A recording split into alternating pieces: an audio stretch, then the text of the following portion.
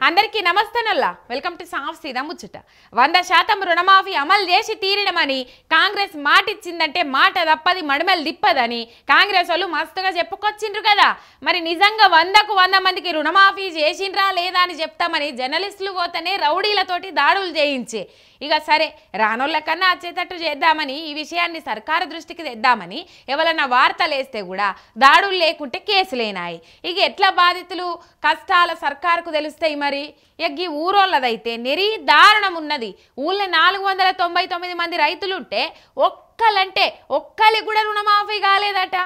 నాగర్ కర్నూలు జిల్లా పెంట్లవెల్లి రైతుల గోస ఎవ్వరికి ముడతలేదు రుణమాఫీ అందరికి ఇచ్చేసినామని సర్కారేమో గప్పాలు కొడుతున్నది కానీ వాస్తవంలో చూస్తే ఇంకా చాలా మంది రైతులు రుణమాఫీ కాలేదని ఏవో ఆఫీసుల చుట్టూ బ్యాంకుల చుట్టూ చెప్పులు అరిగేటట్టు తిరుగుతాండ్రు ఎవేవో కొర్రీలు చెప్పి చాలా మందికి రుణమాఫీకి అర్హులు కాకుండా చేసిండ్రు ఆ ముచ్చట మాత్రం సర్కారోళ్ళు బయట పెట్టారు రుణమాఫీ రానోళ్ళ కోసం ఇంటింటి సర్వే అన్నారు అది ఏడబోయిందో ఎవరికి తెలియదు ఆఫీసర్లే మీ ఇంటికి వచ్చి వివరాలు రాసుకపోతారన్నారు దానికి దిక్కులేదు ఖుద్దు ముఖ్యమంత్రి సారు ఉమ్మడి సొంత జిల్లాలనే ఒక్కూరులో 499 మందికి రుణమాఫీ కాలేదంటే సీఎం సార్ అంటే అధికారులకు భయం లేనట్టా ఎట్లా అని రైతులు మండిపడతాండ్రు అటు ప్రతిపక్ష లీడర్ కేటీఆర్ సార్ కూడా రుణమాఫీ మొత్తం చేసినామని గొప్పాలు చెప్పుకున్న ముఖ్యమంత్రి మాటల బూటకమని చెప్పడానికి ఈ పెంట్లవెల్లే సజీవ సాక్ష్యం